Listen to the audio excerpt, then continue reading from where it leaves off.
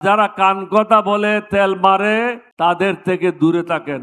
জনগণকে দেখান আপনি জিয়া সাহেবের ছেলে, বেগম জিয়ার ছেলে, আপনি দেশকে শাসন করতে জানেন। আইন শৃঙ্খলার অবস্থা মোটেও ভালো না। প্রত্যেক দিন দেখেন কয়েকজন লোক বিভিন্ন জায়গায় মারা যাচ্ছে। চাঁদাবাজিতে লিপ্ত আপনার দলের লোকেরা। আপনি বহিষ্কার করছেন। বহিষ্কার তো এটা কোনো কাজ না।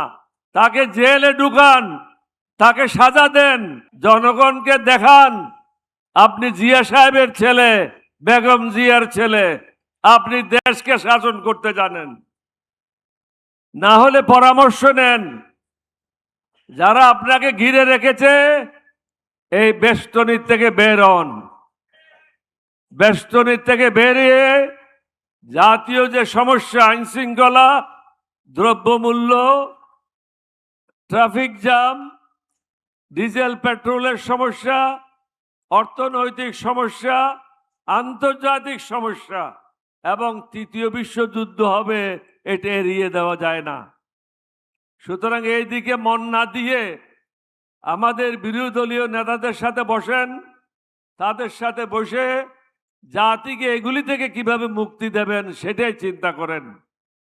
2-3 দিনের মধ্যে সংস্কারের যে কথাগুলি আছে সেটা বাস্তবায়ন করেন।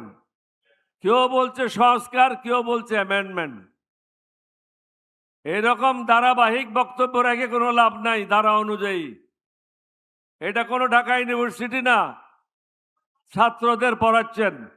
এটা হলো পার্লামেন্ট। যার যে বক্তব্য রাখার কথা সে বক্তব্য রাখতে পারে না। এক মন্ত্রীর বক্তব্য অন্য মন্ত্রী রাখে। সুতরাং প্রধানমন্ত্রীকে বুঝতে হবে ওই মন্ত্রীকে রাখার কি কারণ আছে, তার যুক্তিকতা কি আছে। ধারাবাহিক না গিয়ে বিরোধী দলের সাথে বসে আপনি নিজেই বলেছেন অক্ষরে অক্ষরে পালন করা হবে।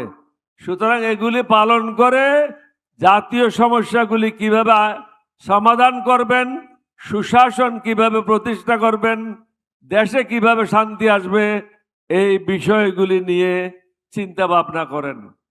অন্যথায় কি হবে, প্রত্যেক জেলায় এরকম সমাবেশ হবে না, মিছিল হবে। কোথায় কোথায় সামলাবেন? 66 জেলায় 64টা মিছিল হবে। কোথায় সামলাবেন? আপনার পক্ষে কি সামাল দেওয়া সম্ভব? ঢাকাতে হলে হয়তো আর্মি নিয়ে আসবেন, পুলিশ নিয়ে আসবেন, কিন্তু একই সময়ে 64 জেলায় এবং প্রত্যেকটা উপজেলায় যদি হয়, সামাল দেওয়ার ক্ষমতা আপনার সরকারের নাই, আপনার মন্ত্রীদের নাই। এই কথাগুলি চিন্তা ভাবনা করেন, অভিজ্ঞ লোকদের পরামর্শ নেন। ভয়ে বসে থাকেন না, অহংকারে বসে থাকেন না। আর যারা কান কথা বলে তেল মারে তাদের থেকে দূরে থাকেন। আপনাদের সবাইকে ধন্যবাদ। বাংলাদেশ জিন্দাবাদ।